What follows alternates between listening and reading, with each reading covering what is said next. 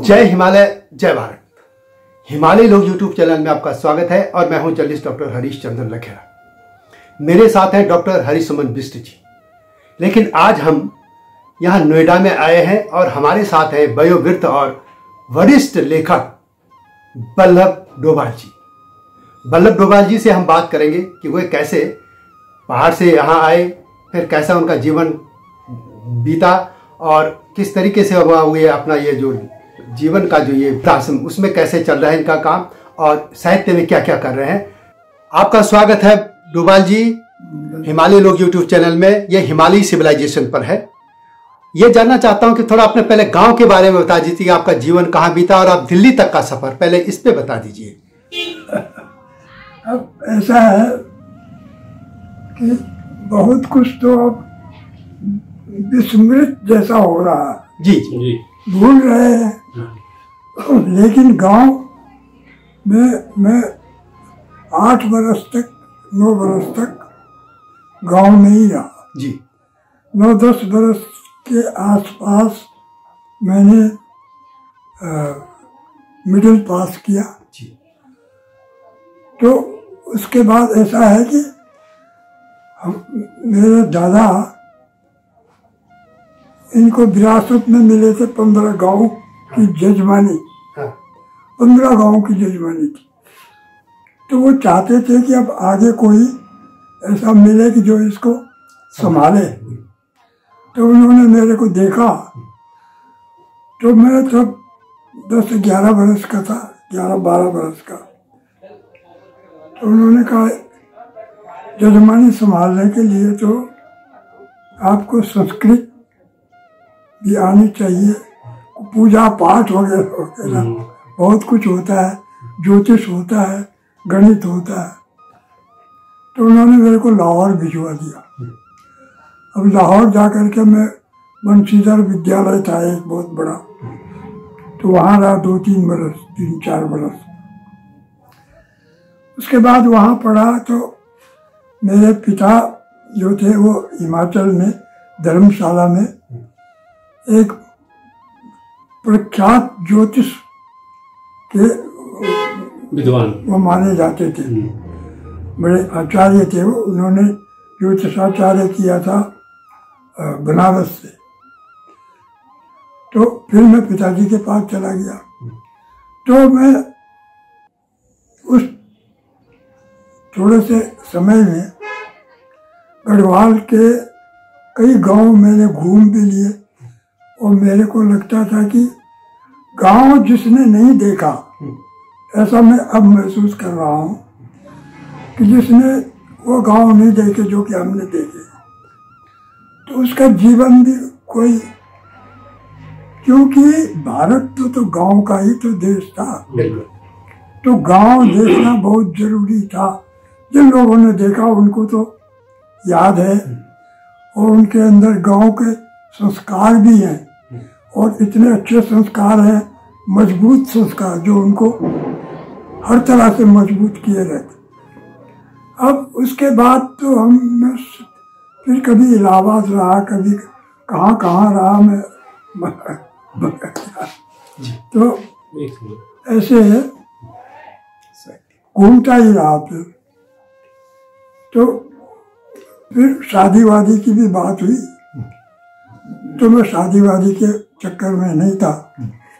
मैं ये था कि जब मैंने राहुल सांकृत्यायन को पढ़ा था, उन दिनों राहुल सांकृत्यायन अपनी ऊंचाई पे था और तमाम अखबारों में मैगजीन जो निकलते थे मासिक, उनमें उनके इतने बढ़िया लेख, माने संस्कृति पे, भारतीय संस्कृति, कई चीज़ों पे उन्होंने बहुत बड़ा भारी काम किया और कई भाषाओं के विद्वान भी थे, तिब्बत वगैरह वगैरह कहाँ घूमे। तो मैं सोचता था कि जैसे राहुल सांकृत्यायन है मैं भी वैसे ही बनूंगा। तो मैंने भी अध्ययन किया। फिर मैंने संस्कृत का भी, हिंदी का भी और अंग्रेजी का भी और उर्दू को भी जानकारी है। ब्रज भाषा मुझे लगता है कि उर्दू की शायरी बहुत ऊंची है। शायरी में उर्दू जो है ना उसका कोई जवाब नहीं। आपकी कविता उसके सामने कुछ भी फीकी नहीं टिकती।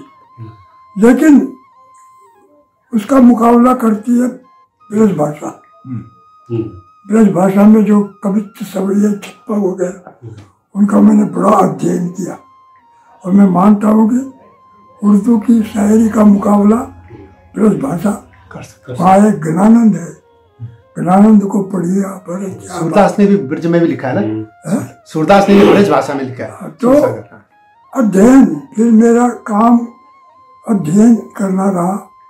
अब मैंने तमाम ग्रंथ आपके संस्कृत के, मेरे पिताजी ने मेरे को ज्योतिष भी सिखाया और मैंने कुछ वर्षों तक ज्योतिष भी पढ़ा और मैं लगन पंडित जी वो नहीं बताया आपने कि आपका गांव कौन सा था?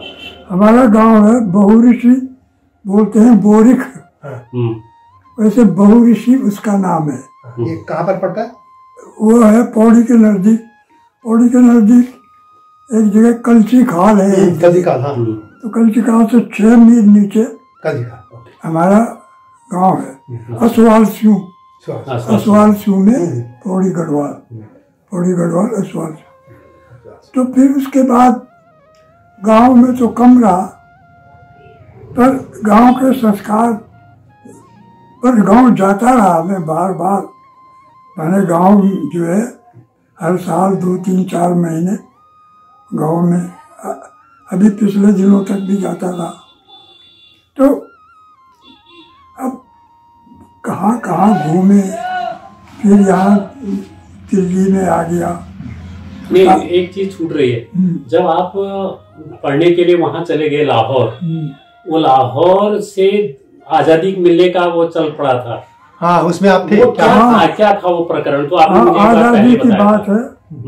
तो ऐसा था कि 47 की बात है ना, 47 तो मैं चला गया था 44 के आसपास। 44 मैंने इससे पहले 42-40 के आसपास चला गया था। तो लाहौर सबसे बढ़िया, हिंदुस्तान का सबसे अच्छा शहर लाहौर था। लाहौर के बारे में मैंने लिखा है, हाँ। और इतना अच्छा व्यवस्थित और समृद्ध, माने धर्म कर्म के मामले में भी उसका कोई मुकाबला नहीं। तो जो लाहौर गया वो पढ़ कर के ही आया और ज़्यादातर संस्कृत का अध्ययन, संस्कृत की बड़ी पाठशालाएं थी वहाँ। तो उन पाठशालाओं में अमीर लोग जो है ना काफ़ी पैसा देते थे। वो तो हमारे आचार्यों की कमजोरी है कि उन्होंने इस भाषा को खत्म कर दिया। वो नहीं, इस भाषा को कोई ज़्यादा दिलचस्पी नहीं ली। वो तो पगड़ी उगड़ी बांध के और बंठन के निकलते थे। उनको भी ज़्यादा, जो हमारे आचार्य थे उनको भी संस्कृत का इतना ज्ञान नहीं, पाखंड जैसा था। पाखंडियों ने संस्कृत को खराब किया। तो उसके बाद 44, 45, 46 के आसपास ये राजनीति तो थी तब। तो पाकिस्तान हिंदुस्तान की बात होने लगी थी। उधर आपका जिन्ना था, इधर आपके गांधी नेहरू जी थे। तो झगड़े रगड़े होते रहे थोड़े थोड़े करते करते 47 में तो हमने वो दृश्य देखे हैं। अच्छा। कि जो कि दहला देने वाले। हमारा बोर्डिंग था ऊपर करीब 3री मंजिल पे और वहाँ 40 लड़के थे हम। तो मुसलमानों का बाहुल्य था वहाँ और हिंदू भी थे। बड़ा अच्छा शहर था, बड़ा प्यारा शहर, हर आदमी के लिए सुख सुविधा वाला शहर। तो कबूतरों की उड़ान आसमान में माने 47 के पहले 46 के आसपास वो जो झगड़े होते होते होते 47 पहुंच गया। तो अनारकली बाजार है वहाँ, सबसे बड़ा बाजार लाहौर का। तो अनारकली में ही वो हमारा विद्यालय था, बंशीधर विद्यालय। तो हम लोग ऊपर थे बोर्डिंग में, बहुत बड़ा बोर्डिंग था, और उसके नीचे चारों तरफ दुकानें थी, ये लकड़ी वकड़ी की, सब बहुत बड़ा एरिया था। वो पेट्रोल डाल करके वहाँ आग लगा दी मुसलमानों ने। जब आग लग गई चारों तरफ, एक तरफ थी दीवार, वहाँ दुकान नहीं थी, काफी लंबी दीवार, और कम से कम 20-25 फीट ऊंची। तो ये जो संघ वाले थे तब, तो इन लोगों की गाड़ी चलती थी, तो इनकी आवाज आई कि भाई अगर जिंदा रहना चाहते हो तो छलांग करो। तो हमने 25 फीट ऊंचाई से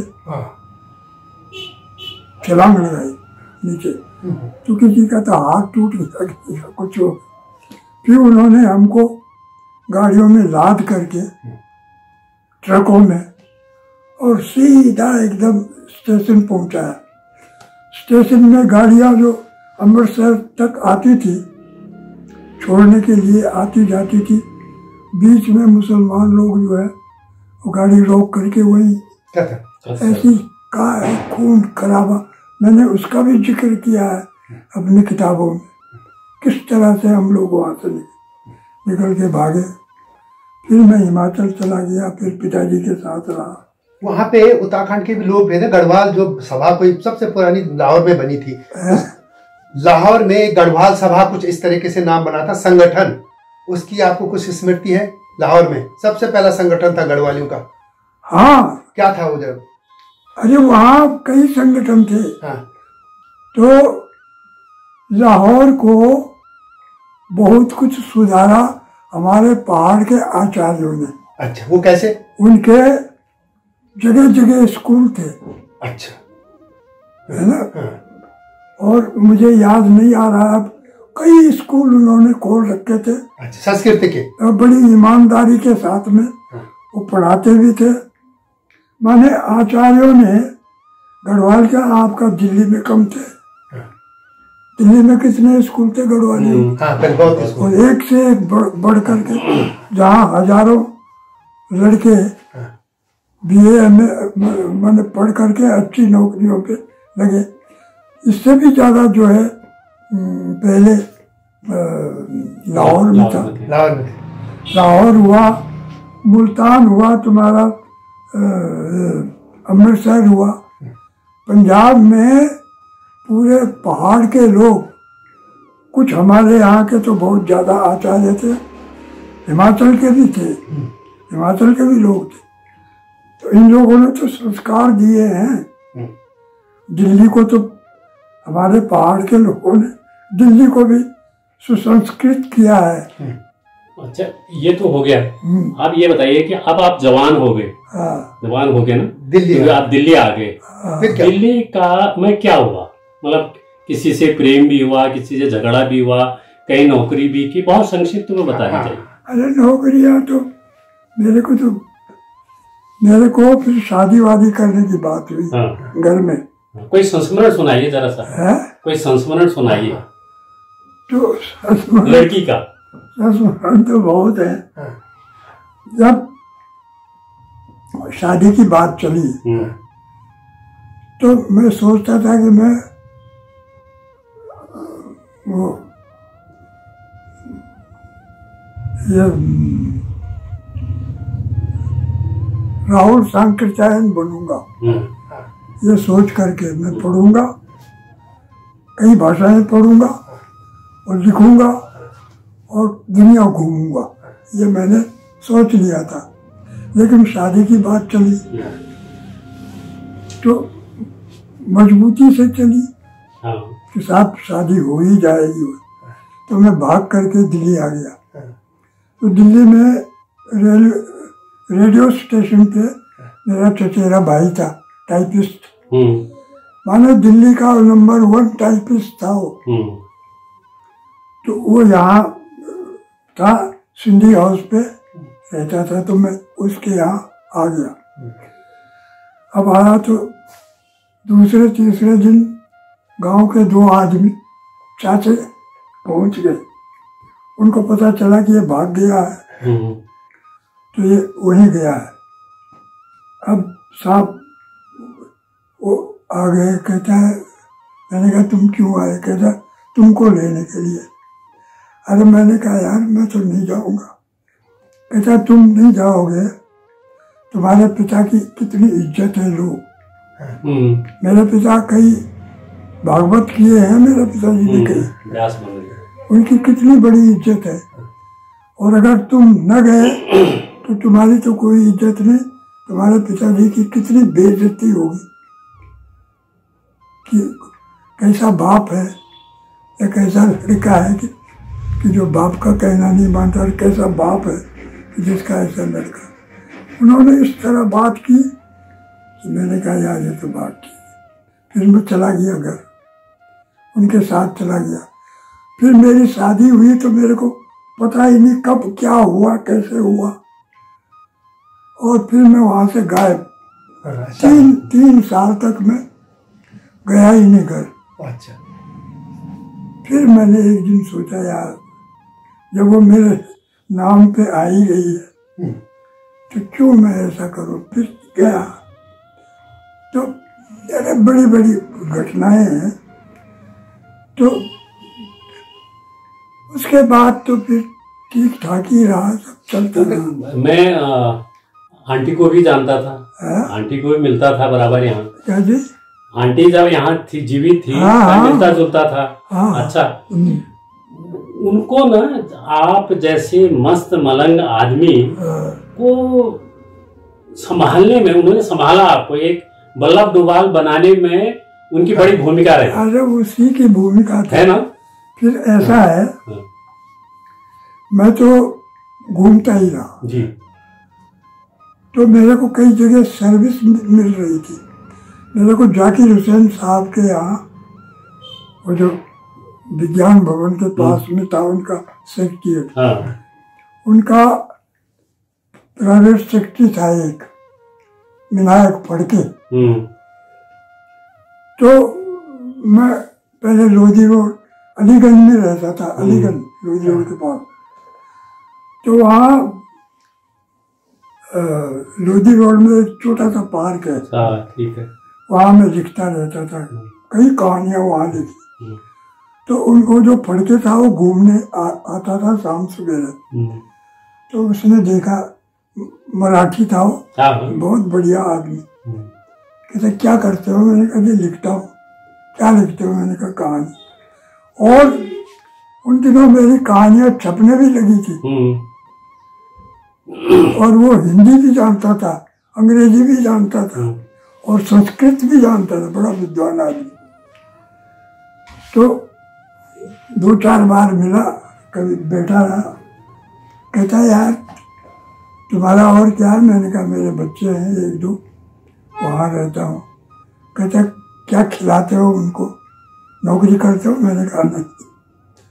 तो कहने लगा ठीक है कोई बात नहीं।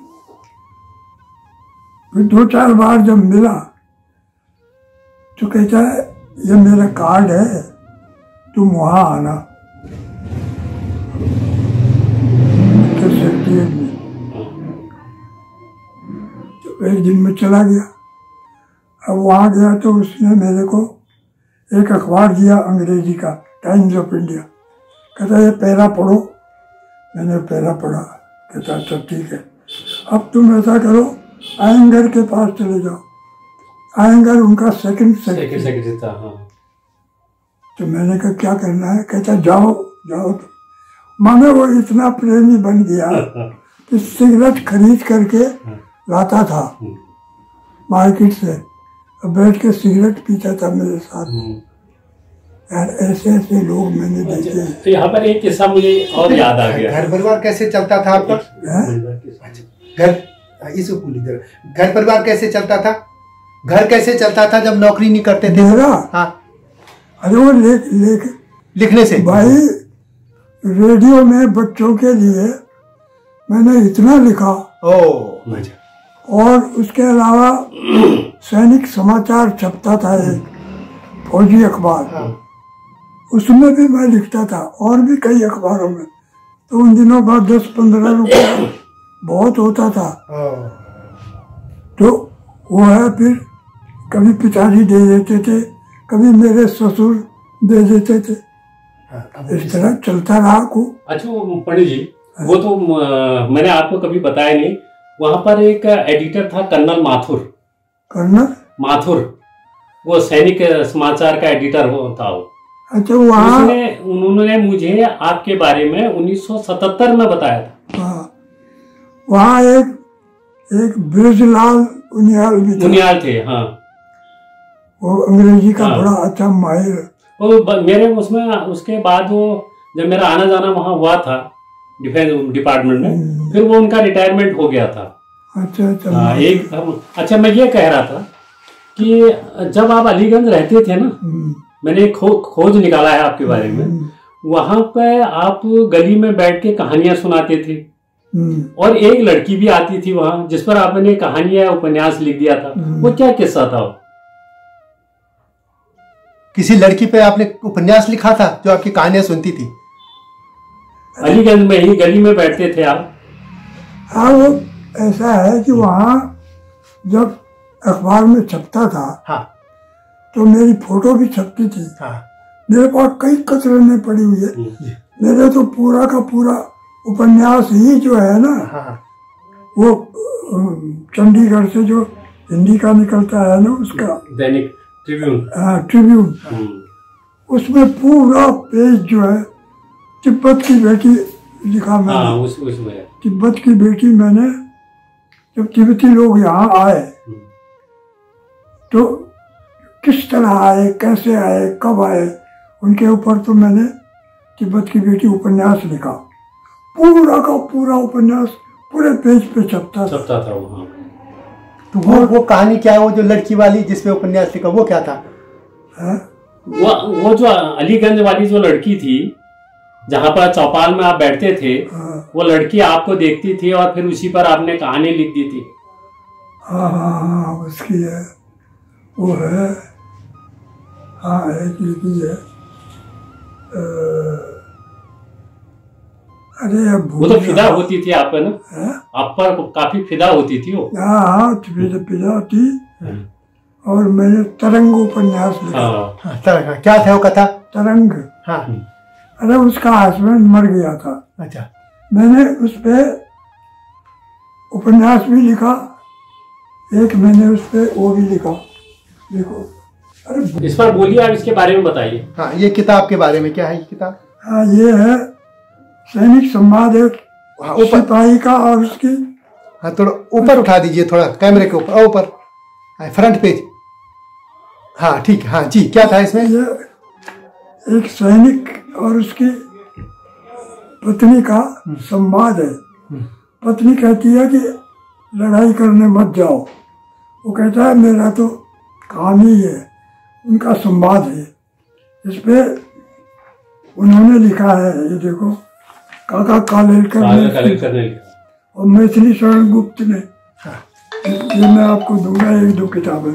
अच्छा, ये बताइए कि आपने इतना लिखा, तो हिंदी साहित्य में आपको उस तरीके से क्यों सम्मान नहीं मिला? जैसे कि हम एक इलाकों की बात करें तो छोटे मोटे को, जो जिनके चेले चपाटों को लोगों ने बहुत बड़ा बड़ा साहित्यकार बना दिया, हम उनकी देखते तो रचनाएं बहुत वो नहीं है। तो क्या पहाड़ के और भी साहित्यकार हैं, उस तरीके का सम्मान क्यों नहीं मिला? जैसे वो थे अपने सुमितानंदन पंत हैं, या शिवानी है, शैलेश मटियानी, कई लोग थे, उनको तो मिला, जैसे पंजी वगैरह। तो बाकी को किस तरह का सम्मान क्यों मिला? आप भी है उसमें, एक नौटियाल जी भी थे, विद्यासागर नौटियाल। हाँ, विद्यासागर। क्यों ऐसा क्यों हुआ आप लोगों के साथ अन्याय? क्या मतलब क्यों, क्या हुआ? नहीं, उनका मतलब है कि हिंदी में उत्तराखंड से या पहाड़ से बड़े बड़े विद्वान आए, उनमें बहुतों को सम्मान मिला। कुछ ऐसे लोग भी हैं जिनको हिंदी बेल्ट ने कोई सम्मान नहीं दिया। उसमें आप भी हैं, शैलेश मटियानी भी है। वो ठीक है, वो हाँ, शैलेश मटियानी भी है। हाँ, उस तरह का रिकॉग्निशन कुछ मिलना लोग चाहिए था। हैं, ऐसा है। देखो, सम्मान लेने के लिए भी कुछ बिड़ाना पड़ता है, जुगाड़। जुगाड़ बिड़ाना पड़ता है। मैं इस संदर्भ में इसलिए कह रहा हूं कि जब मैं पत्रकारिता में आया तो ये एक सज्जन थे, उनके चेले लेखक भी बनते थे, पत्रकार भी बनते थे। वो कभी उन्होंने एक किताब नहीं लिखी, लेकिन उनके बारे में 2-4 लाइनों कहीं अखबार में कुछ बोल देते थे किसी को, तो वो बड़े साहित्यकार हो जाते थे। तो ये ऐसा गैंगबाजी की वजह से लोग चुटपुजिया भी ऊपर आ गए। आप जैसे पहाड़ के लोग आगे क्यों नहीं आ पाए, ये कह रहे हैं। ऐसा है ना कि हमने वो सब चाहा नहीं, इच्छा नहीं की जी। हमारा तो अपनी कलम पे विश्वास था कि हमारी रचना जो पढ़ लेगा, अगर उसके मन में, उसके दिमाग में बात घुस गई तो उसी को हम अपना वो सफलता मान लेते, पुरस्कार मान लेते। वही हमारा पुरस्कार था, हम ये मान के चलते। अगर आपने मेरी कोई चीज पढ़ ली और आपके दिल में घर कर गई तो इससे बड़ा पुरस्कार और क्या होगा। तो हमने तो उसको पुरस्कार समझा। लोग कहते हैं पैसा, अरे पैसा होता क्या है। तो ये थे वरिष्ठ साहित्यकार वल्लभ डोभाल जी, जो कि इस समय 93 यानी 93 साल के हो चुके हैं। और इस समय वो जीवन के जो अंतिम पड़ाव चल रहा है उसमें अकेले हैं, बिल्कुल यहाँ पे अकेले रहते, बस पास पड़ोस के लोग देख लेते हैं। वीडियो कैसे लगे कमेंट में अवश्य लिखे, और इस तरह के मुद्दों के साथ आपके सामने आऊँगा। और इस वीडियो को बनाने में डॉक्टर हरिसुमन बिष्ट जी हैं, इनका आभार, यही मुझे यहाँ इन्होंने लाए। और मुझे लगता है कि आपको ये वीडियो पसंद आएगी। इस तरह के आपके पास भी कोई किस्से हों, बुजुर्ग हमारे कहाँ रह रहे हैं, आप मुझे बताइए। आप मुझे कमेंट में लिख सकते हैं और मैं आपके सामने आऊँगा, उनको लूँगा। वीडियो को अवश्य शेयर कीजिए, लाइक कीजिए और चैनल को सब्सक्राइब भी कीजिएगा। जल्दी आता हूँ आपके साथ, तब तक जय हिमालय, जय भारत। हिमालय पे पेड़ हो तो गीत गाएंगी नदियाँ, गीत गाएंगी नदियाँ। पेड़ों पे चिड़िया है तो गीत गाएंगी नदियाँ, पेड़ों पे चिड़िया है तो गीत गाएंगी नदियाँ। माँ की लोरी जैसे होते हैं नदियों के गीत।